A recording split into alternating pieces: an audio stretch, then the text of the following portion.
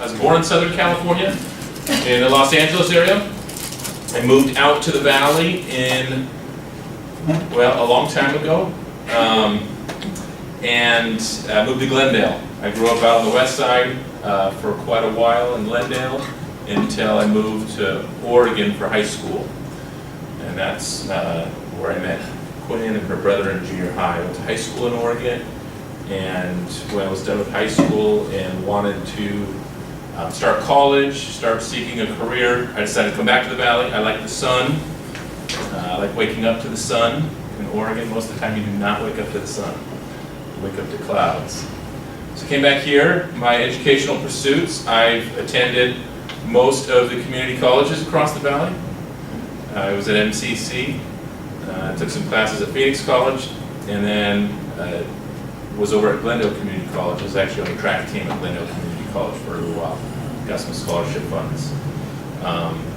And then after I completed my first 2 years, I went to ASU West's criminal justice program, criminal justice and criminology. So I went to West Campus, of course with my family out on the west side and in Glendale. That was very convenient for me. And that's where I did my criminal justice bachelor's degree, was over at the West Campus. One thing that was I think I've always been drawn to kind of law enforcement field. I like to work with people. I'm more of a people person.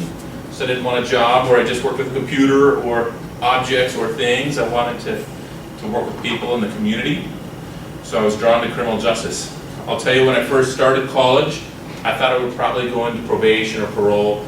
I kind of wanted to be on the rehabilitation side of the criminal justice system. But as I studied from and had professors that were police officers or in the enforcement arm of the field, I was drawn more and more to that. ASU West at the time had a lot of professors that were currently police officers across the state, many of them from Phoenix. And that's what really increased my interest and made me decide I wanted to become a police officer. So, how many of you in this room, by show of hands, are criminal justice majors? Because I know not everyone is. Minor. Like you're getting a minor. Minor, We've okay. had a minor.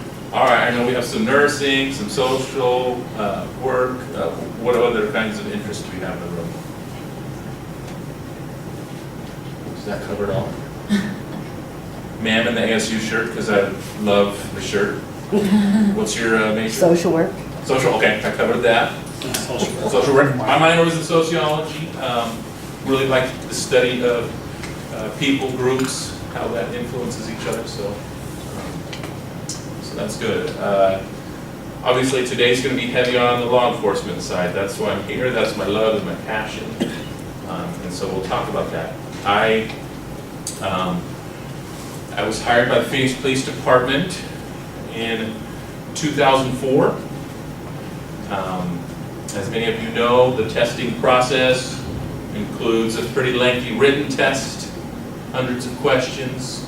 One of the things they do during the written test that I think is real fun is they flash a picture on a screen like this. They give you 2 minutes to look at it. You can't take any notes or anything. It's like a busy city street. It's like a drawing. They take it down and then they ask you 40 questions about that picture. So it's kind of fun. Like, what was the number on the bus that was at the bus stop? What time did the clock say? Was the boy on the skateboard in a striped shirt, or vertical stripes or horizontal stripes? So you get to kind of really test your memory skills. That's one of the fun parts of the test, I guess. And then a lot of the other stuff is reading comprehension, some math and problem solving is part of the written test. If you pass that with 70% proficiency or better, then you go on to the physical fitness portion, which when I took it included bench pressing your body weight, running a 1.5 miles in 12:51 or better, scaling a 6-foot wall, 39 sit-ups. Just 39? And Quinn, that's probably that and the run of the 2 most failed. What? Yes. No way. Yes. It is, we do our sit-ups to gym or whatever we got, but when you get there, they're very strict in how you do it, Oh. and it makes it like twice as hard. So a lot of people fail the sit-ups. But you didn't, right? Here. I'll tell you where I did fail. I had to test 3 times because I had a poor driving record. So you guys that like to speed and break the law may stop you from getting a job someday. That's something the police department can work with. They wait for a time period that you have a good driving record before you can be hired. So I actually was held back in the process for too many speeding tickets. So I don't get too many speeding tickets now, which is a good thing. So that's a little bit about the testing process. A very extensive background check. They talk to all your roommates, boyfriends, family, everyone you've worked for. They kind of go back and look at a lot of your history, make sure that everything's in line, that there's nothing that they need to look deeper into. I've heard stories of people applying for the police department and being called in and being arrested for things in their past that were discovered in the background process. That's very rare, but it's happened, which I think is pretty ironic. But went through psychology examination, physical examinations by doctors, and the extensive background check, and then at that point, they gave me a conditional hire with the police department. The conditional hire means, hey, we hire you, but if you can't make it through the police academy, then our contract's over. So, entered the police academy in the summer of 2004. I've been an officer a little over 13 years now. So I really love the career. I was assigned to the South Mountain Precinct, or South Phoenix, as a patrol officer out of the academy. Is anyone in this room familiar with the South Phoenix community? Great. Did we grow up there? Yep. Oh, Still yeah. live there. Those are my people. Still live there? Excellent. Where at? Crossroads. 19th Avenue Southern. Woo! I'm in your neighborhood a lot. Yep. Yep. I know. We'll talk after class. I know some people in common. Where did you go to high school? Cesar Chavez High Okay. School. Yeah, I know.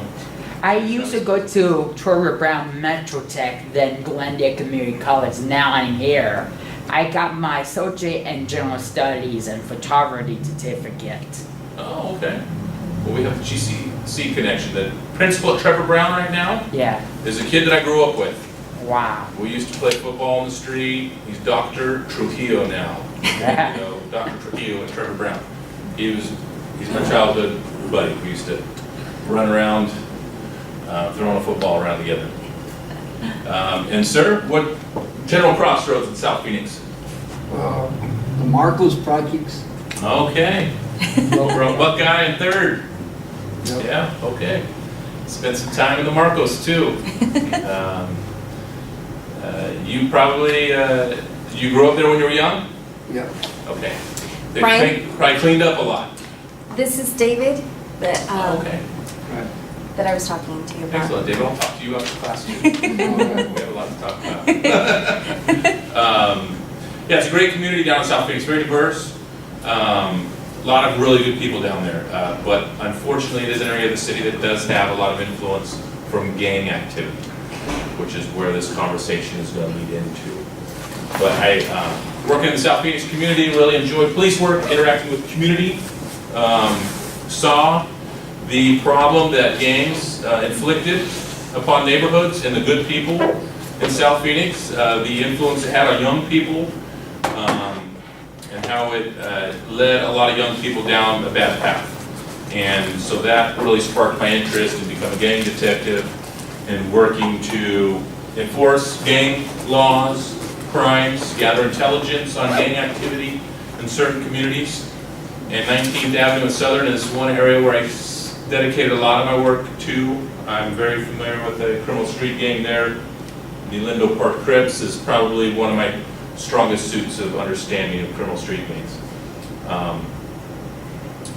But in my patrol service, I got to learn a lot about general policing. As a patrol officer, you're in this position where the next call you get could be anywhere from a dog barking in the backyard to a vehicle rolled over with dead people laying in the street. You just don't know what your next call is going to be. And so that's part of the intrigue and interest in patrol work is as a patrol officer, you're kind of the front line of defense for the community, and you're going to deal with any situation that is given to you based on calls from the community. So really enjoyed that portion of my career. I did patrol for 5 years before I tested for the gang unit. Just a little bit more before I start talking about the gang unit more, a little bit more about the Phoenix Police Department. Phoenix is about the 5th largest city in the country now, so we're a pretty big city. Our police department, we have in the neighborhood of 3,000 officers.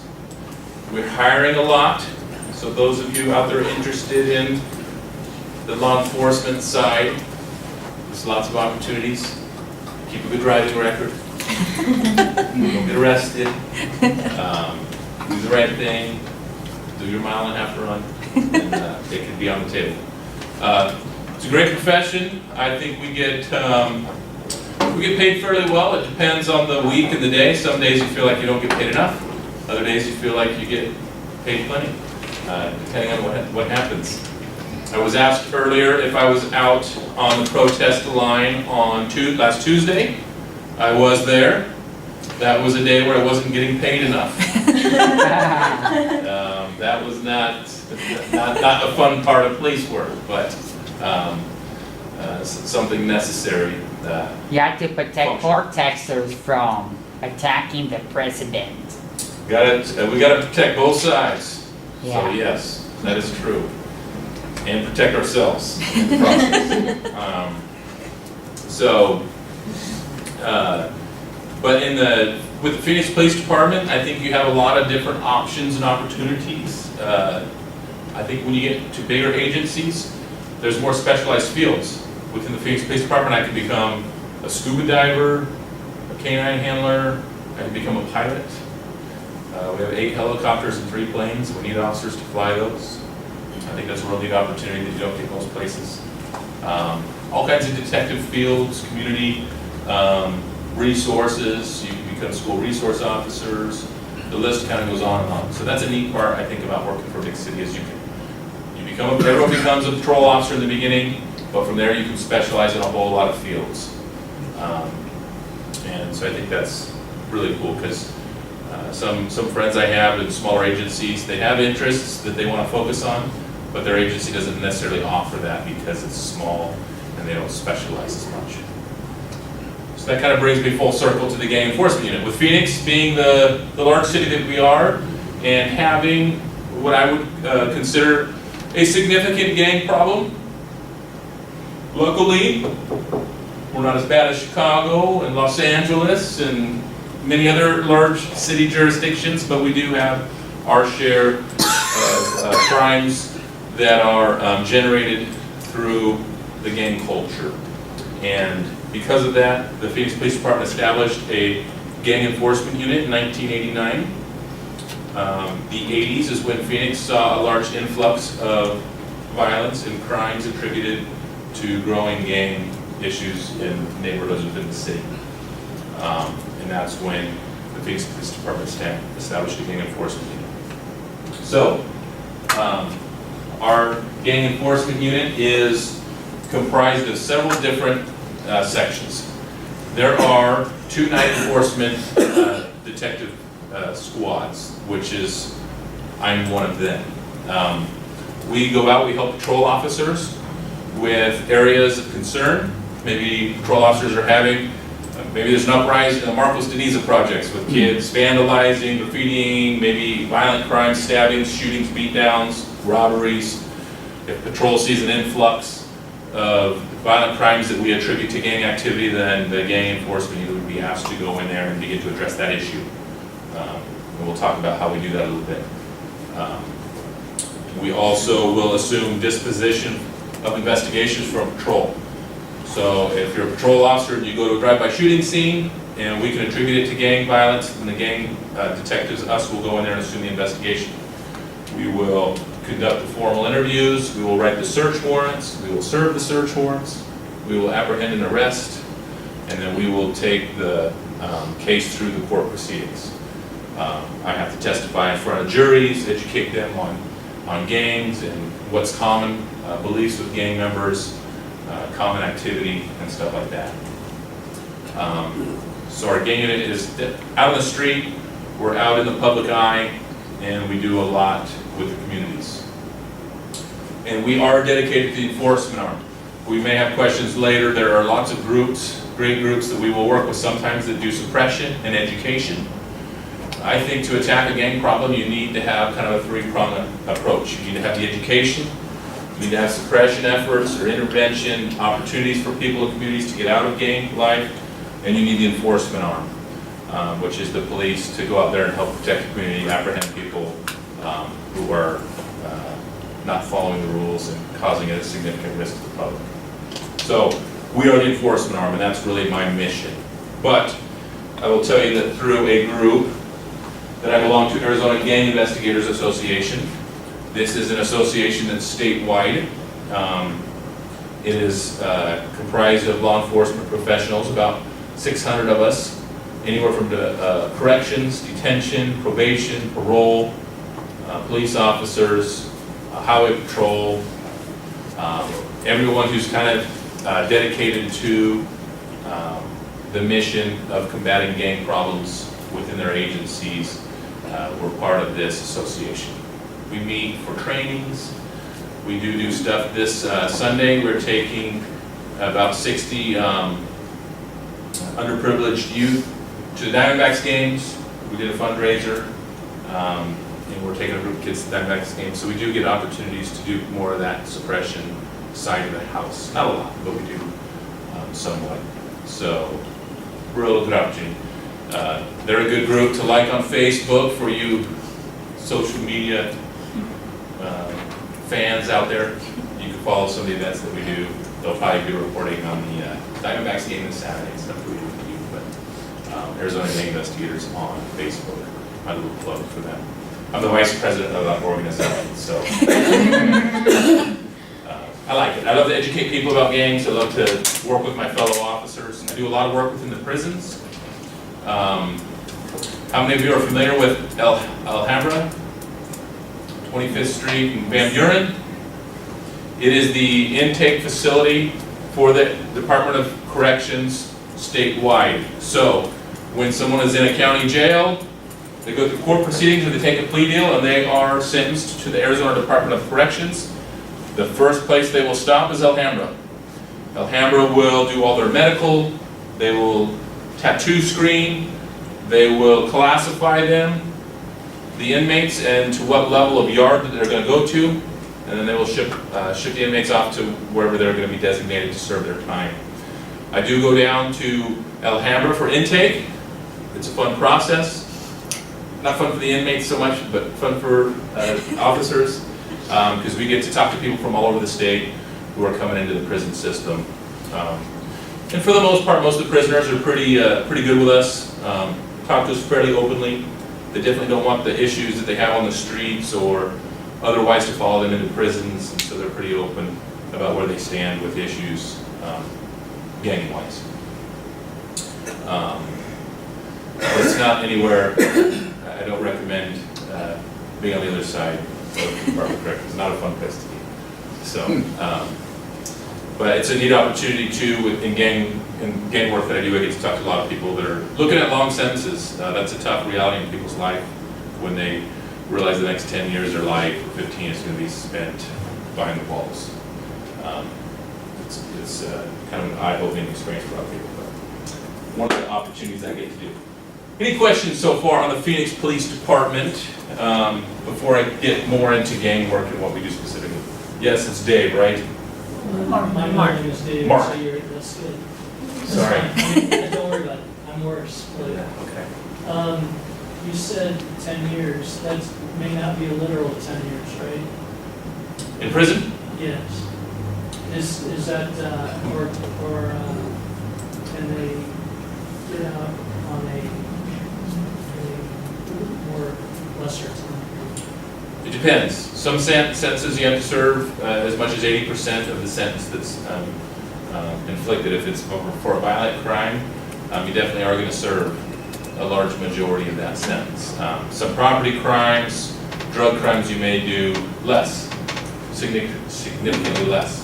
Some of it's based on your behavior within the prison system. I have known people that have gone into the prison system on fairly minor, I don't want to call it minor, but maybe only to serve a couple years, and they extend their stay by 10 years, 20 years, sometimes a lifetime. Unfortunately, and it's a big influence within the prison system too, is the gang culture. There are people that go into prison and assault others, kill other people, and end up extending their stay. There was an inmate, real popular in Arizona history, Bonsai Bob Vickers. Has anyone heard that name? Yeah. We'll talk after class. Bonsai Bob went in originally for like a burglary, something Yeah. small. He killed 4 or 5 different people in prison. There was his roommates, they were asleep. Yeah. So he ended up basically on death row Yeah. after being sentenced to DOC for just a few years.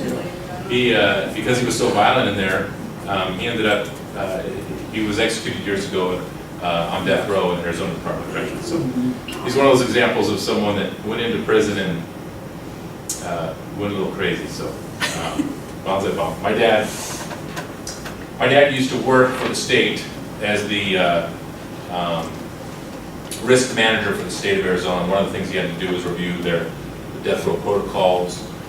He got to meet Bonsai Bob Vickers, and he used to tease me and my brother when we were teenagers that Bonsai Bob Vickers had a better attitude than we did. So that was one of my dad's famous quotes all the time. When we gave my dad a hard time, he said, Bonsai Bob Vickers has a better attitude. Anyway. So that's one of the opportunities I get to do. But is anyone in here thinking about getting into the law enforcement field? Any potential police officers in here? Don't be shy. Excellent. Talked a little bit about FBI. What about on probation or parole? Anyone interested in that? Okay, it's a great field. Corrections, detention? No? Okay. Well, it's definitely not for everybody. I definitely encourage everyone to think about it. It definitely can be a field that's real hard on you, emotionally and mentally. There's definitely a lot of dangers.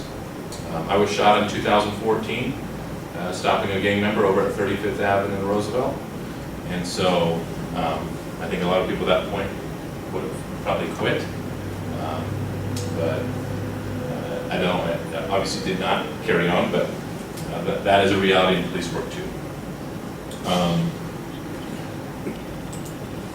So I want to have a discussion here today, specifically about gangs.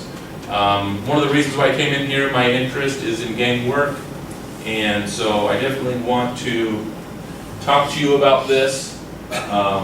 Some of the questions: what is a gang?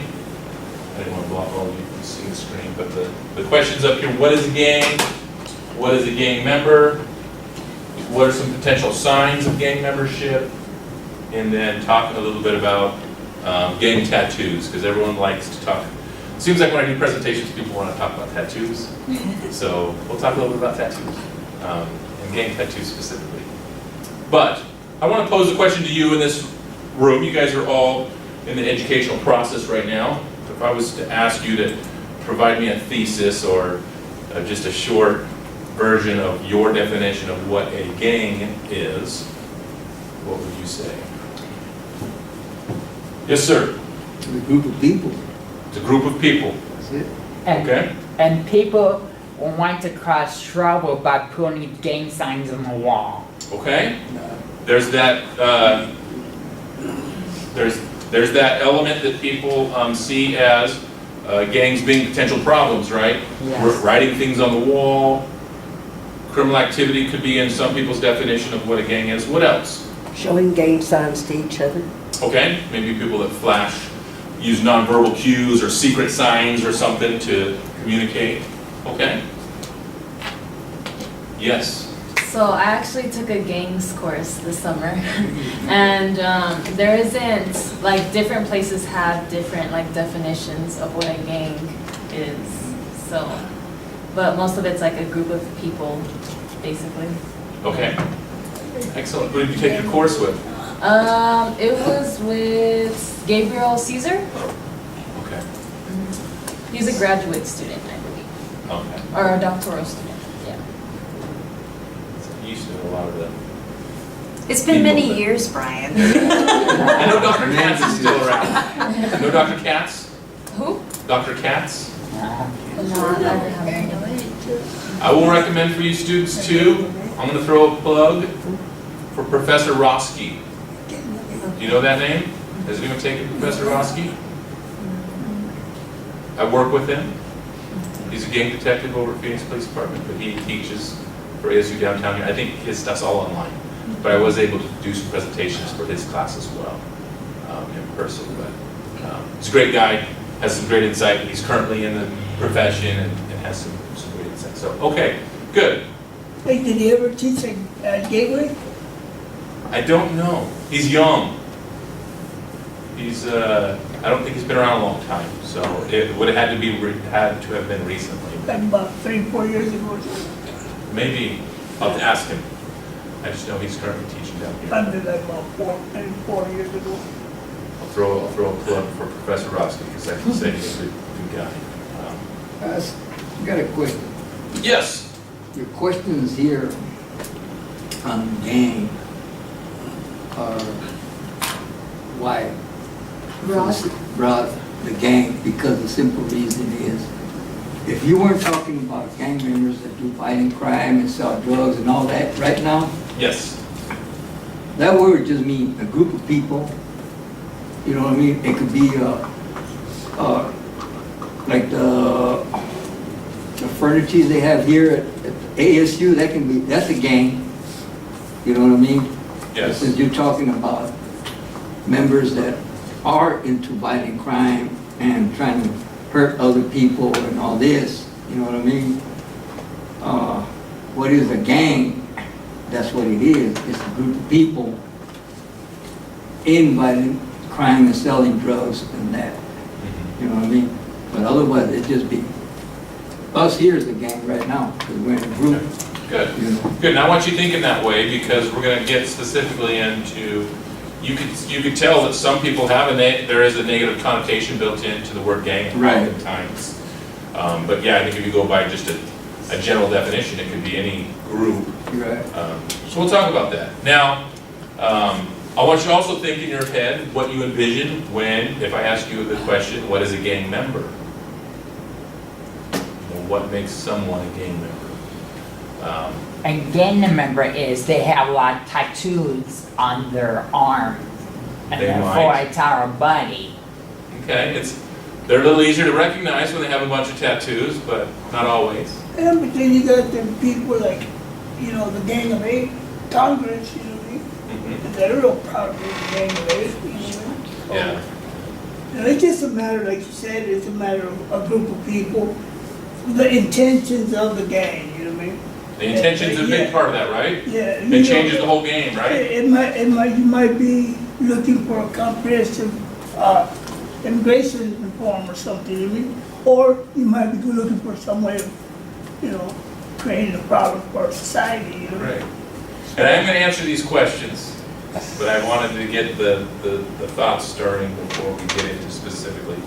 Sir, I was gonna say it's a misunderstood individual. it's what? Misunderstood and what? Individual. Misunderstood individual. Okay, I like your shirt, by the way. Thank you. You got some style. He's got a great collection of watches. I just want to let you know that, Brian. I'll get a look at that after class. Alright. And I want you to think about potential signs of gang membership, and then we'll talk a little bit about tattoos, because again, it seems to be one of the most popular questions that people always ask me is about gang and tattoos. So I'll try to help give you, especially for you ladies out there Watch out. that meet the new guy with a bunch of tattoos. I want you to tell. Watch out for him, huh? There's good tattoos and bad tattoos. So, within Arizona revised statutes, so the nice thing is, I don't define what a gang member is as an individual. Detective Cuthbertson doesn't. It is defined by state statute. And I think the great thing is that the state statute calls it a criminal street gang. So it brings more of our focus to not just a group of people, but criminal street gang. And its definition by state standards, the definition that we use within the gang enforcement unit the City of Phoenix uses, is it's an ongoing, formal or informal association of persons in which members or associates individually or collectively engage in the commission, attempted commission, facilitation, or solicitation of any felony act, and that has at least one individual who is a criminal street gang member. So there's a lot of interesting language in there. To summarize that, it's a group of people who commit crime. So this is the definition of a criminal street gang. A group of people who commits crime, specifically by statute felony crimes, and has at least one person that meets a separate definition of being a criminal street gang member. So the next thing we're going to do is define what an individual criminal street gang member is. Okay, but that's essentially the way that the state, the City of Phoenix, looks at what criminal street gangs are. So that helps us identify certain groups that would fall under that classification. So breaking down this definition just a little bit, formal associations, these are groups, and you can see the statute talks about two different things, formal and informal. But formal groups are groups out there. Some of our criminal street gangs have governing bodies. They have a president, a vice president, a treasurer, a sergeant at arms, lieutenants, sergeants, on and on. Okay, that's very formal. Military rank structure, some of these groups. They may have bylaws. Hey, here's 20 bylaws, here's 100 bylaws. These are the rules you're going to go by if you're a member of our gang. Okay, that's very formal.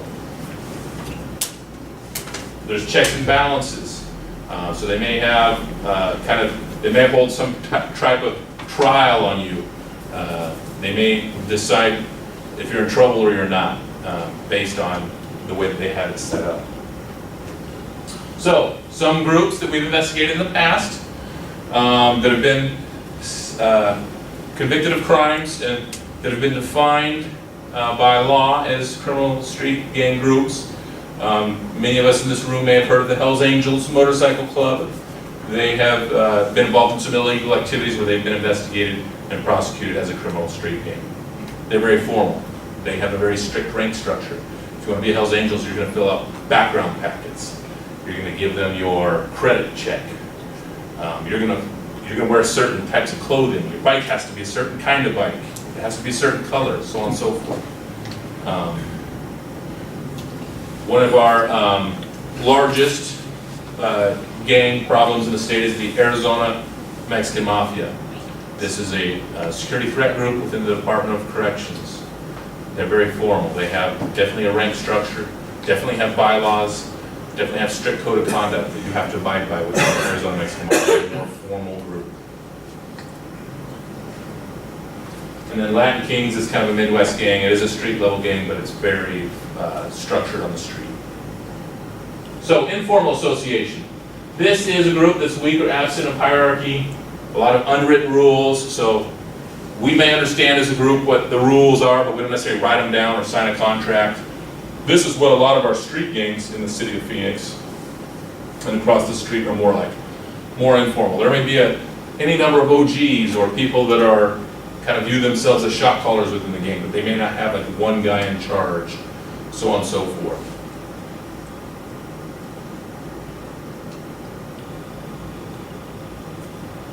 Anyone in here ever heard of the Vista Bloods? First time I hear about it. Okay, all right. Me too. 19th and Southern, we didn't hear about Vista Bloods? That was like I'm Lindo not like Park's. involved. I know. But unfortunately, sometimes you hear about it even if you don't want to. But they're one of the biggest opponents of the Lindo Park trips over that general area where you live. And then East Side LCM, Los Cuatros Milpas, is another group that is a little more loose in its structure. That's new. We'll talk about that after class. New to you, not new to youngsters. It's new. And then any felony acts. So this is going to be a group that's committing felony activity. So this doesn't include like tagger crews. So these little kids that run around spray painting walls and signs and stuff, they're committing misdemeanors really. They don't fall into that classification of criminal street gang. We're talking about stuff like drive-by shootings, homicides, robberies, burglaries, stuff like that, okay? So, Arizona, so that's what kind of the group a criminal street gang is. And a criminal street gang member is an individual to whom at least 2 of the following 7 criteria of gang membership apply. This is a pretty gray area. This is an area that you kind of have to have some expertise in. But basically, as gang detectives, as officers within the city of Phoenix, for us to classify someone as a gang member, they have to meet at least 2 criteria of the following 7. So self-proclamation. Self-proclamation is a fancy word for getting someone to admit they're a member of a gang.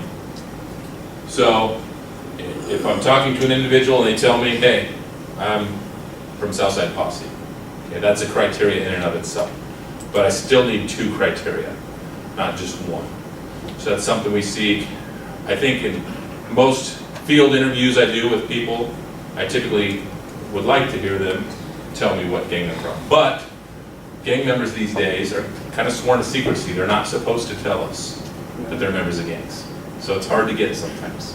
Sometimes you have to go into some of these other categories. Witness testimony or official statement. So I respond to a radio call. You 3 girls right here are neighbors. Okay, you saw these 2 in the middle of the street. Jessica's yelling at her, calling her a blood, and she's calling her a crip, and they're fighting. And I come talk to you, and you say, hey, I've lived next to Jessica for like the last 10 years. She's a blood. She's just a blood. Okay. Right, this is my police report. That would be one criteria that we could use to do documentation on Jessica that she's a blood gang member. Hopefully you're not Jessica. Oh, all right, sorry. But that's something that we can use. If someone gives us an official statement, or if they take a stand in trial under oath and say, that guy right there, he's a gang member, we could use that as criteria.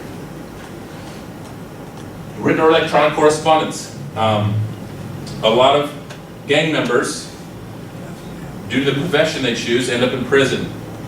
Most of the communications that happen outside of prison, you can make phone calls, but it's a lot of letter writing. So if we find in letters, hey, this guy's talking to this guy about gang business, and he's a gang member, he's calling him a gang member, we can use that as criteria, okay? Paraphernalia or photographs. So, if we do a search warrant, we find pictures of the guy throwing gang hand signs, as you said earlier, that would be a criteria for us. So someone admits to me, hey, I'm from Doble 21, and then he flashes a Doble 21 sign at me, I can say, okay, he told me he's from Doble 21, and he knows the signs, which is paraphernalia of that gang membership, okay?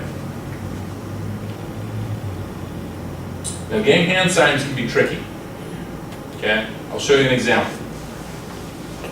This right here is a very popular gang hand sign. Does anyone in here know what that is? Okay, Huh? okay. Okay? It's a gang sign. Okay. This is a gang sign for 20th Street Homeboys. Do you see it? Anybody? How was this at 20th Street? Two and the fingers and the Huh? 2-0, right? See the 2, 1, 2, and a 0, 20th Street, right? Yeah. This is a sign for Dupa Vida. Oh, Okay? Can you see it? Okay? Dupavia projects. This is a sign for Corner Pocket Crip, West Side City, 16th Avenue. Yeah, I'm familiar with that. Okay? Does anyone see that? It's a little bit trickier. Do you see a 16th Avenue? Okay, 1-6. A 1 and a 6, right? Yeah. Yeah. Let me throw another one at you if my fingers go out a little bit. Sorry, I'm not trying to teach all your students how to see numbers. My fingers come out a little bit. What's this? Now I'm a Playboy Sereno. Playboy bunny. You see it? Yes. Okay? So, gang hand signs are very tricky. And it's something that you kind of have to learn what that gang uses, how they throw their signs, to use that classification, because it can get real tricky. They try to hide from us what they're doing, and we try to discover what they're doing as well. So, tattoos we're going to talk a lot about, so I'll skim past that, and then clothing or colors. Colors aren't as important as they used to be, but they still have significance. If you're wearing a rag of a certain color, that's typically going to be the color of your gang. And gang members still use the colors of their gangs at funerals, parties, and other events. But back in the day, in the 80s and 90s, if you were a blood, you never wore blue at all. Like, you wouldn't do that or you'd get beat up. Same thing with Crips and so on and so forth. But nowadays we see people wearing more diversity in colors of gang membership. So, any other indicia of gang membership? This is kind of a catch-all for us to use. So, I'll go back to my gang scenario with these 3 girls. I pull this car over with these 3 young ladies. There's a gun and a pound of methamphetamine in there. And, no, 3 guns. Okay, you all have guns. A pound of methamphetamine, a bunch of cash, okay? You 2 are documented gang members. You're from, let's give you a real good gang. Happy Homes, okay? Happy Homes, and then she's not documented anything as a gang member. But maybe she's wearing Happy Homes colors, or she has an HH tattooed on her hands.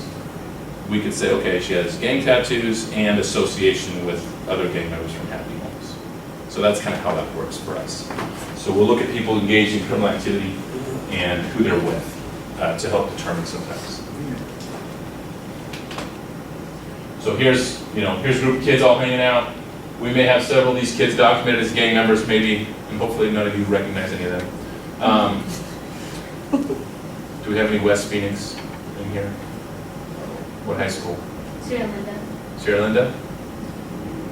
Some troublemakers over there.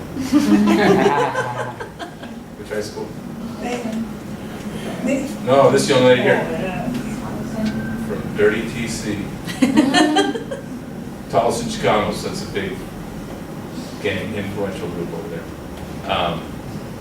So, good, well, you ladies understand some of this, but still, hopefully you don't recognize anyone in the photo. But we look for stuff like that.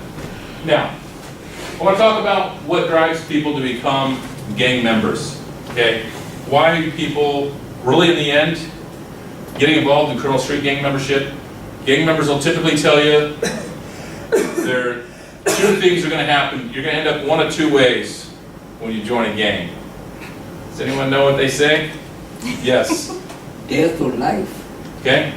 You're either going to end up dead or life where? in prison. Life in prison. That doesn't sound like a very good option, does it? But that's what a lot of gangsters will tell you that from the beginning. Okay, if you do this, if you gangbang, you're either gonna be dead or you're gonna end up in prison. That's it, right? So, what we find in Phoenix, depending on the neighborhood, we have some barrios in Phoenix that started back in the 50s, 60s. A lot of our gang violence that we saw started in the 80s, big influx. So it's multi-generational now. So we have sometimes kids of kids of kids now who have been involved in gang activity. I did a search warrant on a gang member's phone a while back, and I saw these pictures on there. And I know they were meant to be funny or whatever, Halloween time. This picture is difficult to see, but Daddy has the devil devil's horns on his head, a teardrop tattoo, and if you see his son, he's got daddy's tattoos drawn on his face. This is a little boy. This is a little kid. It's not very funny to me because as much as parents tell their kids you're not going to get involved in gangbanging, I can't tell you how many times, all the time, those kids want to be like their dad regardless and get involved in gang activity. So stuff like that is not real funny to me. The little girl wearing the evil side, which is representation of the east side of Phoenix, on her hands. So it's multi-generational. So a lot of these kids are brought up thinking this way, brought up to become gang members, as sad as that sounds. Yeah, I have a question. Yes. The gang members, they have tattoos on their kid's face, and after they arrest their father, they turn into Child Protective Services. There have been many kids that ended up in Child Protective Services because their parents were involved in gang activity. So Sad. that's definitely a sad thing and an option. Now they have removed the tattoos. Luckily, these are not real. This is a Sharpie, but yeah, that would be a problem if they were real. Peer influence. So many kids, they end up in high school or in a junior high, and there's a whole bunch of kids gangbanging, and that's kind of the popular crew, and these kids are having all the fun on the weekends, and people are scared of them, and they seem to have money, access to cars, girls like them because they're bad boys, so their peer influence is important to them, and that's why they become gangsters. So that's definitely a big push for people why they get involved. Also, Popular culture is a big influence. I'll tell you, a lot of old-time gangsters have told me, man, when the movie Colors came out, American Me, rap music, a lot of these kids all want to start gangbanging now because of popular culture, because of the music, because of the dress and the fashion and everything. So it is influential. The rap artist Lil Wayne. Lil Wayne's from New Orleans. He's really not a blood, but Lil Wayne raps about being a blood. And it really caused a lot of young kids to want to be bloods because of his music. I think we'll skip. Okay. So let's talk about gang tattoos real quick. I'll try to fly through this because we're almost done. And we started just a little late, and I know we've been allowing for some questions, but I'll give you a little extra time at the end. Yeah, this clock here is off. It's 3:54, so I think we should. Are we good? Yeah, we should be good. No. You can continue. Okay, if any of you need to use the bathroom or get up and go do something, go for it, okay? I have to meet my ride to at 4 o'clock. Okay. You still get points for The video will be on YouTube too, so. You still get points for Yes, presentation. I will give you points. I'm gonna be a YouTube star, I guess. And I don't want for the presentation in person. Yes. Thank you. You will. So, we'll talk about some of the characteristics of gang tattoos. Most of these aren't hard, fast rules, but they're guidelines, okay? So think of it as such. I think the more a tattoo meets a guideline, several guidelines, it makes it a stronger case for particular tattoos being gang tattoos. So, words are acronyms. Very popular with gang tattoos. So an acronym, if you have a gang, let's say West Side City Crips, that's one of our biggest gangs in the city. They will typically, instead of spelling out West Side City Crip, most of the time I see that tattoo that represents that gang, it's WSC, West Side City, okay? So, gang tattoos are typically, like I said, represented in some kind of acronym. So here's some examples. We have, on the back of this gentleman, an ES and a DVP. Anybody know what that is? Wait, can you say that again? ES, DVP. Eastside Duplaville Projects, that's right. So again, you can't really sound that word out, right? So it's obviously an acronym, and it's obviously something important to this guy because he's got it tattooed across his whole back. This guy on the back of his hands, Real popular place for getting tattoos on the back of the hands. He has an H and a P. Okay? That's for the same street gang that's below it on the guy's stomach, Hayden Park. So sometimes it's spelled out. If someone's got Southside Hayden Park spelled out on their stomach, real good chance they're a gang member.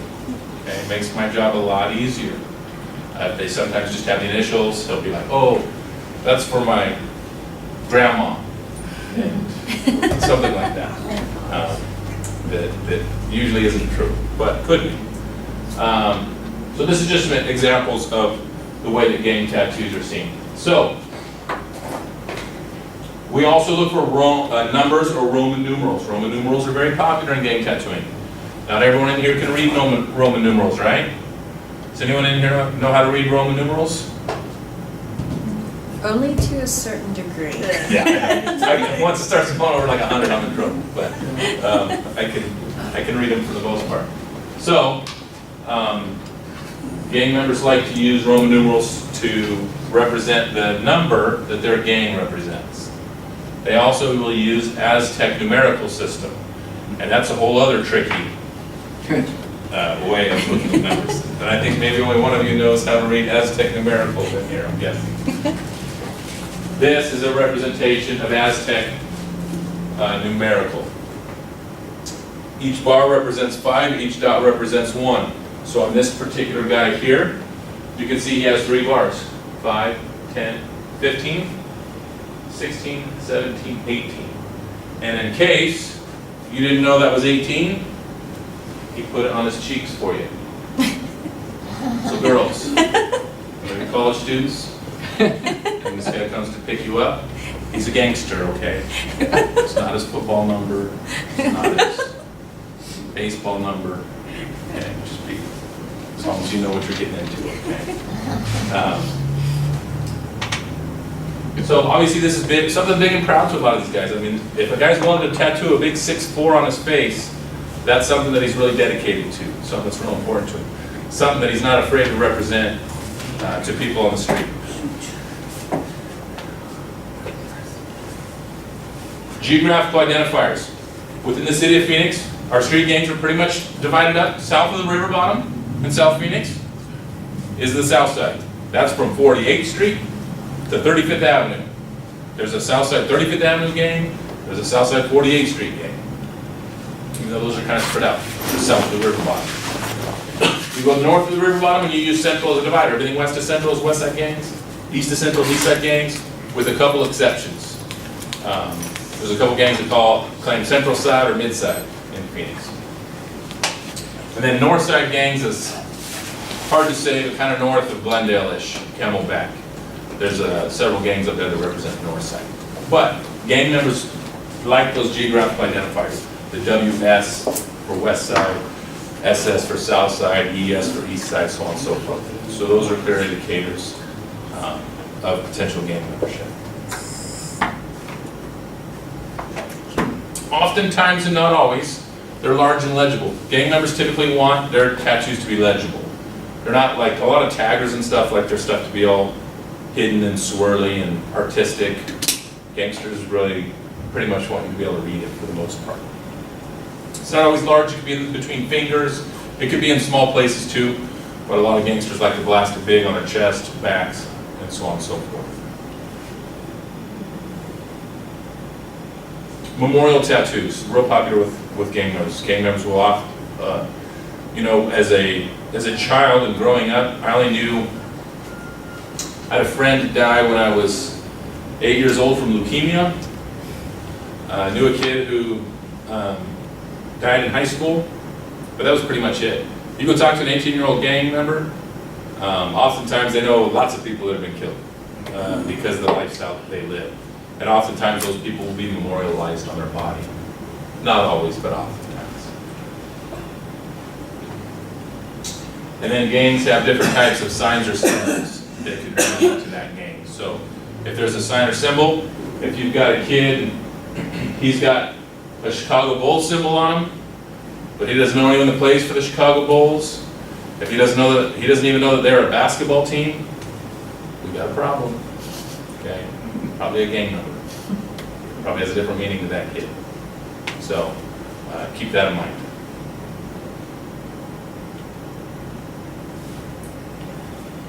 So that's just a quick rundown of gang tattoos. Quick discussion on gang members and gang culture and gang lifestyle for people. But I want to give you guys an opportunity to ask questions. That's why I'm here. It could be about being a police officer in general. It could be about gang work or any. I'm a pretty open book, so you can ask anything. Yes, I have a sir. question. Yes, sir. I know you just started, 13 years being in the law enforcement? and Yes, sir. Maybe 5, 6, 7 years in gangs? 8 years now in gang. 8 years now in gangs, okay. Anyway, I know you talked to older officers that were here before the 80s, working the streets as police officers. Do you have an idea the difference between the gangs back then and the gangs now? Because there is a big difference, way big, in a lot of these kids that are going to justice. You know, I don't know, there is a big difference because, from my point of view, is gangs now are out there more violent toward their neighborhood. They mess with their own neighborhoods. Gangs back then, when I was growing up, we protected our neighborhoods. We didn't let nobody come in the neighborhoods. We didn't let nobody in the neighborhoods do harm to our neighborhood or the people, or burglarize or steal. There's definitely been a shift and gangs is constantly evolving. Yeah. Back early on, even in Los Angeles, gangs were more barrio-based. Basically, Yeah. you protected your neighborhood, you hung out with your people. If someone tried to come in to break into cars or come in and mess with your people, you all banded together and you pushed that problem out. Big shift in the 80s was, again, pop culture and movies and stuff. People wanted to wear rags. They didn't want to wait to earn respect. They'd sometimes rob their own people, commit crimes against their own neighborhoods. And that was really the old-time mentality. Wouldn't accept that. That wasn't part of being from that neighborhood or that barrio. So definitely has been a big shift in the way that people conduct themselves on the street. Another thing that like gangs, the old gangs back then, and other gangs that are in prison, kind of did something for the communities also to help.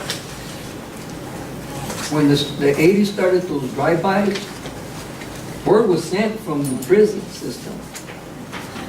Especially, I'll just point it out, because the Mexican Mafia, anybody do drive-bys, you get sent to prison, you're dead. So that cut down a lot of drive-bys out here on the streets, right there. That's a lot of old-time gangsters see that as very cowardice to do a drive-by. Yeah, Because because, you could be shooting anybody in that house. yeah. Why don't you get out and handle your problem face to face Yeah. like a man? Because there have been rather than babies drive-by. killed, girls, innocent girls killed in the crowd, you know, somebody that has nothing to do with it. And you ain't man enough to face, you know, that person. Yeah, You're a PD, you punk, you know what I mean? yeah. That's how they looked at it, you know. Very good point, yeah. Yeah, I have a question. Yes, Is there, so, my brother, he's in the Marines right now. He's stationed over in North Carolina, awesome. and I guess he mentioned to my mom that after he is done, he might want to become a police officer. Okay. And he's 25 right now. Is there a limit of like what age? Like, is there a limit where you can't become? So that's a good question. He's saying, is there age requirements for being a police officer? The youngest we will hire someone as a police officer is 20 years old and 6 months. I believe that's still the standard. That was the standard when I got hired. Because by the time you graduate the academy, you'll be 21 when you go on the street. So you have to be at least 21 as a functioning police officer. I graduated the academy with a 57-year-old man. There is no age limit. If you can meet the physical requirements, you can become a police officer. Officer Brown was very capable. I don't know if I'll be healthy enough at 57, but he was healthy enough at 57 to be a police officer. So the minimum age requirement, 20 and a half or 21, and there is no maximum. Okay, alright. Yep. There used to be more strict standards on how big you were. You had to be so tall. You had to be. There were age issues, but that's not an issue. Alright, that's interesting. Yep. And I work with a lot of former Marines, so he's got a good shot. People who have a military background acclimate to law enforcement pretty well, because when you go through the police academy, it's pretty paramilitary. They yell at you, make you march, uniform inspections, discipline you, all that kind of stuff. They want you to have a real regimented mindset so that you're able to take orders and commands when needed. Are you ready for that? Sergeant G.L., you make you do push-ups, inspect your uniform. All right, I'm good. sure she can do the sit-ups and the mile. Good. Well, if there's no more questions, thank you guys for having me. I really respect the educational system and the people that are learning and influential in the communities. Hopefully, if you're in social work or whatever line of work you're in, you help influence people so that I don't have to influence them, okay? It'll be a great day when we don't need police officers, It's a good word. but we haven't got to that day yet. That's a good word. You don't influence them. So thank you guys. Thank you, Quinn. Thank you. Thank you so much.